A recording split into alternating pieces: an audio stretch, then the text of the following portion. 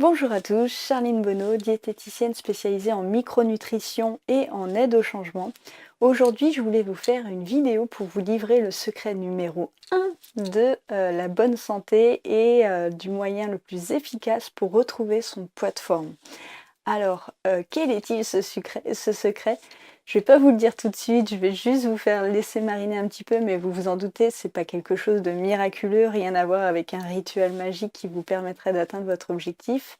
Alors, prenons par exemple deux types de personnes. Des personnes que justement je vais souvent avoir en consultation. Enfin moi en tout cas là je pars toujours d'exemples de choses vécues que j'ai en consultation. Donc prenons deux personnes. Vous avez une personne qui va être sédentaire et qui va consommer des produits sucrés, en fait, des produits industriels. Donc son alimentation, imaginez un petit peu, je pense que certains vont se reconnaître. Typiquement le matin, les céréales, donc avec, pourquoi pas spécial cas, avec le grand verre de jus d'orange, le grand bol de lait. Ensuite, le midi, ça va être un petit plat tout préparé, prêt à réchauffer au micro-ondes, avec, allons-y, la danette en dessert. L'après-midi, la petite barre chocolatée, la barre de céréales remplie de sucre. Et le soir, le soir, ça peut être un plat de lasagne, allons-y, le plat industriel réchauffé ou une pizza, ou même des plats en tout cas qui ont l'air un peu plus sains mais qui sont toujours industriels. Cette personne-là, donc, est sédentaire, n'a pas d'activité particulièrement. Tous les jours, elle se rend à son travail en allant en voiture. Donc le seul déplacement qu'elle va faire, c'est vraiment à l'intérieur de sa maison ou à l'intérieur de son entreprise, et puis du parking jusqu'à ces deux lieux. Et donc imaginez cette personne. Maintenant, imaginez une autre personne qui va avoir exactement le même type d'alimentation, mais qui, à côté de ça, va avoir beaucoup d'activités physiques. Cette personne va au travail à vélo. Ensuite, le midi, elle fait un emploi qui va être très très actif en fait. Alors on peut prendre quelqu'un par exemple qui ferait du ménage ou etc. Et qui va donc être très actif tout au long de sa journée. Et puis donc le soir qui fait des activités, alors pourquoi pas un yoga, donc un sport qui serait doux parce qu'on imagine qu'après une telle journée, puis le trajet de vélo le soir, elle est un peu fatiguée. Donc imaginons cette personne et malgré tout qui mange exactement la même chose que la personne que je vous ai décrite dans la première situation. Donc en fait, entre ces deux personnes, les risques majeurs au niveau de la santé et de la prise de poids vont surtout être sur la première personne. Alors je ne dis pas que manger une alimentation une alimentation qui soit équilibrée, qui soit très, très saine, tout ça n'est pas d'extrême importance, elle l'est bien sûr.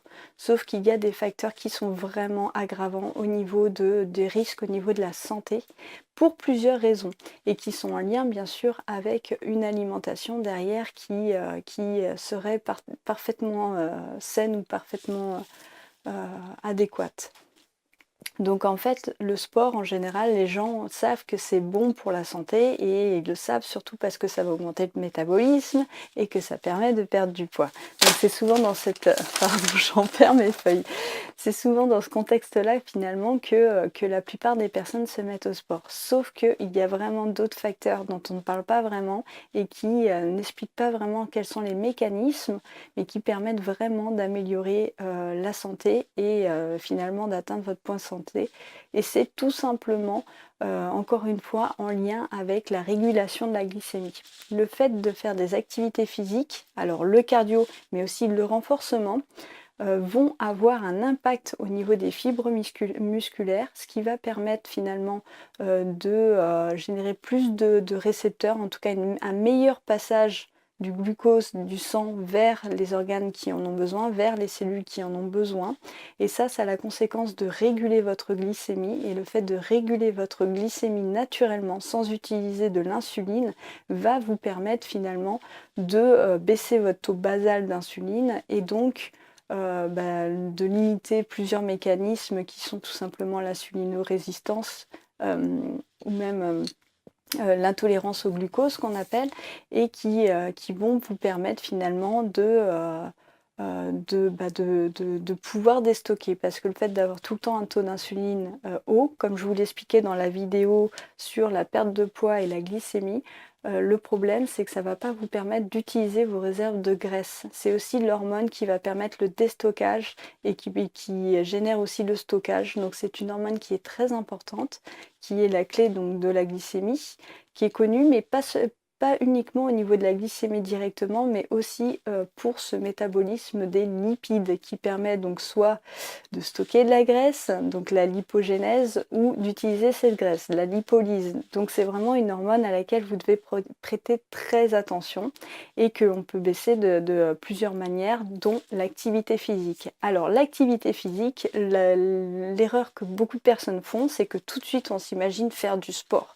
Les personnes qui se mettent à l'activité physique, en règle générale, vont s'astreindre à faire une quantité de sport. Allez, je vais courir 1 heure tous les 2 jours ou directement, enfin de manière excessive. Je vais aller 3 heures dans la semaine dans une salle de gym, etc. Ce qui est le plus intéressant à ce niveau-là, c'est vraiment la régularité. Faites un petit effort tous les jours, c'est plus efficace qu'une grosse séance de sport une fois par semaine que vous allez lâcher au bout d'un moment parce que c'est pas assez régulier pour que ça devienne votre habitude.